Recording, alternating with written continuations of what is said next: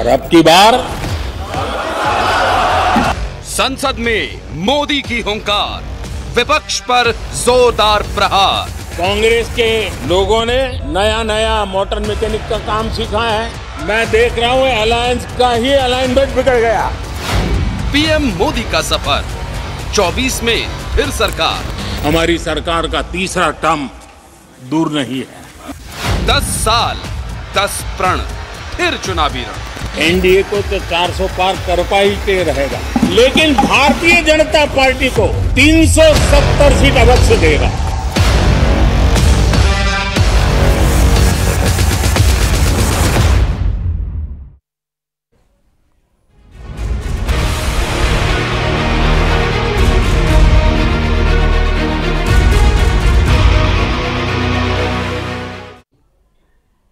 नमस्कार, मैं हूं आपके साथ नेहा तिवारी। आप देख रहे हैं न्यूज 18।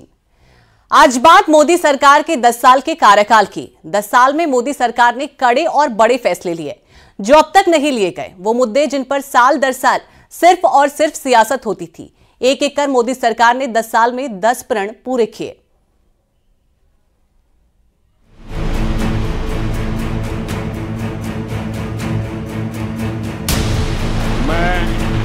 नरेंद्र दामोदर दास मोदी।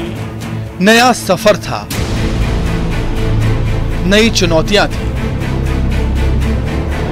कांग्रेस की हार का दर्द बीजेपी पर कहर ढा रहा था, लेकिन पीएम मोदी ने भी चुन चुनकर मुंहतोड़ जवाब दिए। सत्ता में आते ही कांग्रेस ने मनरेगा पर संग्राम छेड़ दिया, लेकिन मोदी ने उल्टा कांग्रेस को ही कटघरे में खड़ा कर दिया। मनरेगा आपकी विफलताओं का जीता जागता स्मारक है। आजादी के 60 साल के बाद आपको लोगों को गड्ढे खोदने के लिए भेजना पड़ा। ये आपकी विफलताओं का स्मारक है और मैं गाजे बाजे के साथ इस स्मारक का ढोल पीटता रहूंगा। मनरेगा रहेगा, आन बान शान के साथ रहेगा और गाजे बाजे। 8 नवंबर 2016 की रात्रि को 12 बजे से वर्तमान में जारी 500 रुपए और 1000 रुपए के करेंसी नोट लीगल टेंडर नहीं रहेंगे। मोदी सरकार ने 21 सितंबर 2016 को रेल बजट को आम बजट में विलय करने को मंजूरी दी, जिसके बाद 1 फरवरी 2017 को पहला संयुक्त बजट पेश किया गया। पीएम मोदी की सबसे बड़ी योजनाओं में उज्ज्वला योजना का नाम प्रमुखता से लिया जाता है। 1 मई 2016 में योजना की शुरुआत हुई। इसके तहत गरीब घर की महिलाओं को मुफ्त में गैस सिलेंडर दिए गए। 2017 में देश की अर्थव्यवस्था को तेज गति देने के लिए जीएसटी लागू करने का फैसला किया गया। माल और सेवा कर अधिनियम 29 मार्च 2017 को संसद में पारित किया गया। इसका मुख्य उद्देश्य देश में एक टैक्स सिस्टम को लागू करना था। जीएसटी की सबसे बड़ी एक विशेषता यह है कि इससे साफ मैसेज जाने वाला है, ultimately consumer is a king. और एक कानून, एक व्यवस्था कंज्यूमर को किंग बनाए, ये मैं समझता हूं अपने आप में एक बहुत बड़ा योगदान। आज इस जीएसटी के बाद मेरा अंदाज है 7 से लेकर के 11 तक अलग अलग जो कर व्यवस्थाएं हैं, जिससे छोटे मोटे सब उद्यमी को, व्यापारी को जुड़ना पड़ता है। इसके कारण 7 से लेकर के 11, 12, 13 तक ऐसी सारी कर प्रथाएं, इसके काम समाप्त हो जाएगी। एक सरलीकरण आ जाएगा और इससे छोटे उद्यमियों को भी लाभ होगा और कंज्यूमर को सबसे ज्यादा लाभ होने वाला है। इसके 1 साल बाद साल 2018 में मोदी सरकार ने आयुष्मान भारत योजना शुरू की। इस योजना के तहत मोदी सरकार ने गरीब को इलाज की गारंटी देने का दावा किया। 5 लाख रुपया की गारंटी किसी ने नहीं दी। ये मेरे गरीब परिवारों के लिए ये भाजपा सरकार है, ये मोदी है जो आपको 5 लाख रुपए की गारंटी का कार्ड देता है। साल 2019 में दूसरे कार्यकाल में सत्ता संभालते ही मोदी सरकार ने सबसे बड़ा फैसला लिया। ये फैसला था 3 तलाक का। 1 अगस्त 2019 को संसद में 3 तलाक बिल पारित हुआ। 3 तलाक के कुछ दिन बाद यानी 5 अगस्त 2019 को देश के इतिहास का एक और बड़ा फैसला हुआ। मोदी सरकार ने जम्मू कश्मीर से धारा 370 और 35A को रद्द कर दिया। फैसले का विपक्षी दलों ने विरोध किया। लोगों ने सिर्फ एक सरकार बदली है ऐसा नहीं है, सरोकार भी बदलने की अपेक्षा की है। लेकिन अगर हम उसी तरीके से चलते जिस तरीके से आप लोग चलते थे, उसी रास्ते से चलते जिस रास्ते की आपको आदत हो गई थी, तो शायद 70 साल के बाद भी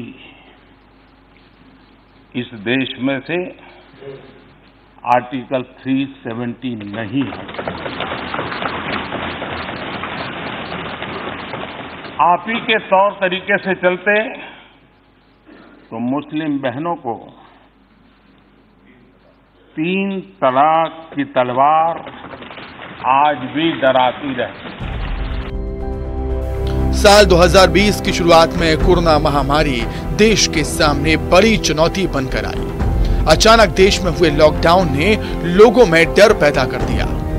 देश ने कोरोना से लड़ाई लड़ी और जीत भी हासिल की।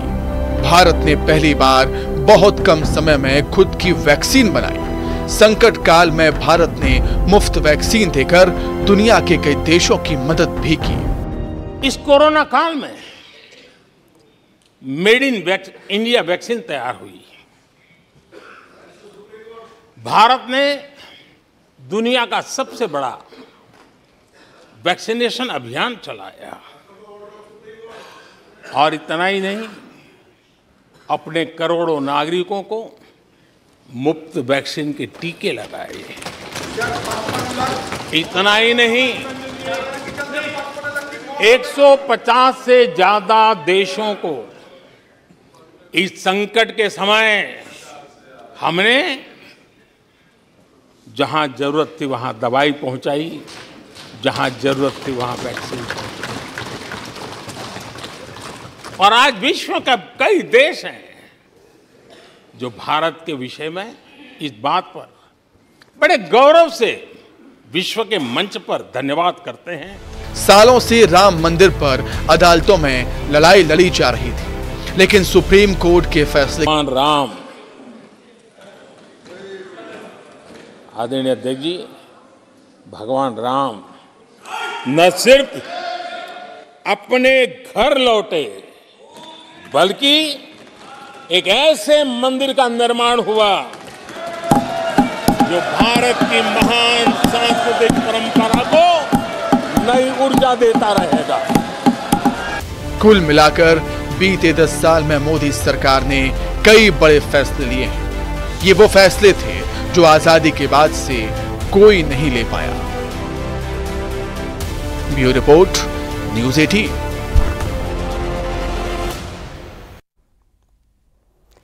ये तो बात हुई मोदी सरकार के फैसलों की। अब आपको पीएम के भाषण के वो अंश सुनाते हैं जो खूब सुर्खियों में रहे।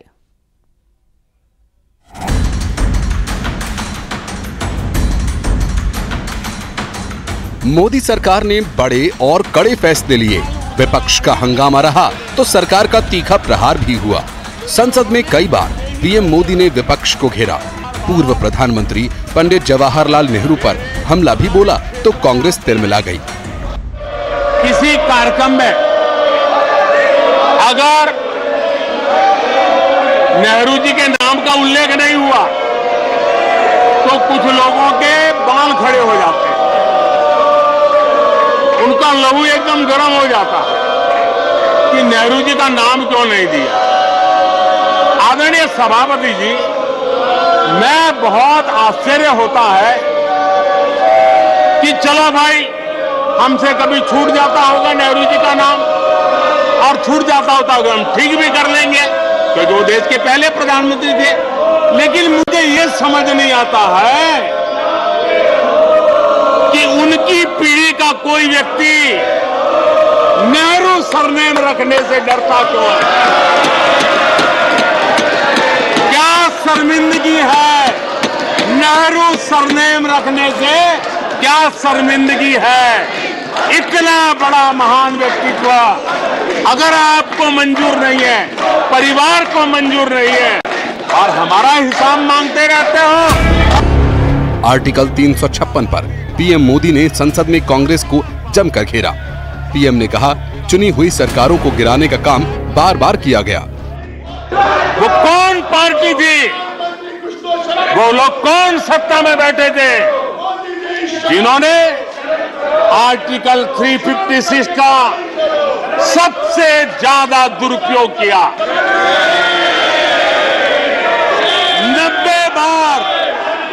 90 बार चुनी हुई सरकारों को गिरा दिया। कौन है वो, कौन है जिन्होंने किया, कौन है जिन्होंने किया, कौन है जिन्होंने किया। इतना ही नहीं सभापति जी, एक प्रधानमंत्री ने आर्टिकल 356 का 50 बार उपयोग किया, आधी सेंचुरी कर दी। वो नाम है श्रीमती इंदिरा गांधी का। 50 बार। सदन है तो हंगामा तो होगा ही, लेकिन कई बार शेरो शायरी के अंदाज ने सदन को ठहाकों से गुंजायमान कर दिया। पीएम मोदी ने भी कई बार शायरी के जरिए विपक्ष पर निशाना साधा। कीचड़ उसके पास था, कीचड़ उसके पास था, मेरे पास गुलाल।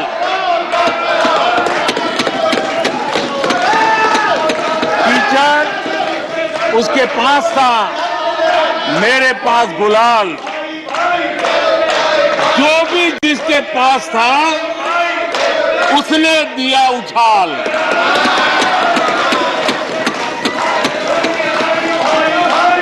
और अच्छा ही है, जितना कीचड़ उछालोगे कमल उतना ही ज्यादा खिलेगा।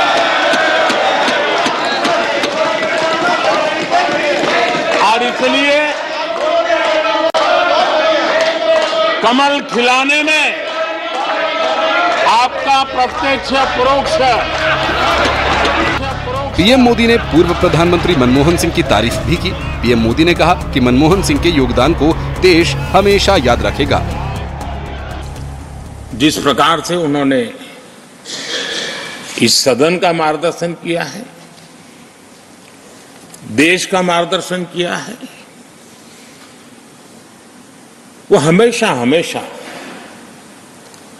जब भी हमारे लोकतंत्र की चर्चा होगी तो कुछ माननीय सदस्यों की जो चर्चा होगी उसमें माननीय डॉक्टर मनमोहन सिंह की योगदान की चर्चा जरूर होगी।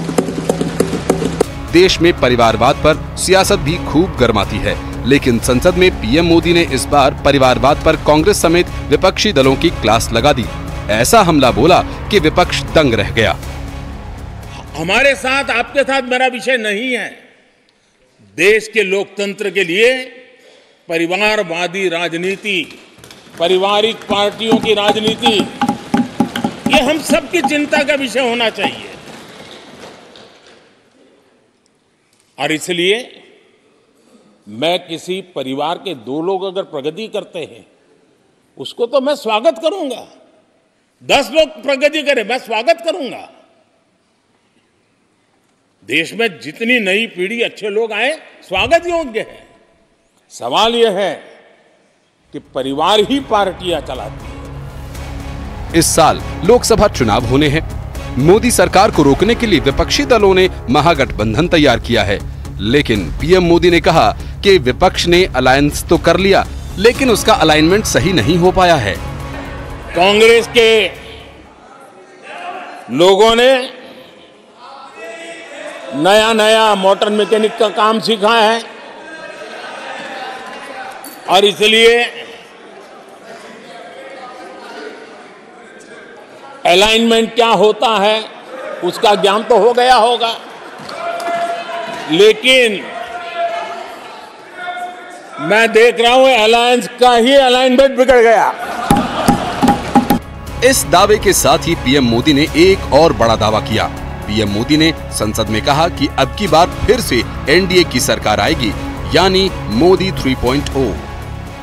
एनडीए को तो 400 पार कर पाई के रहेगा,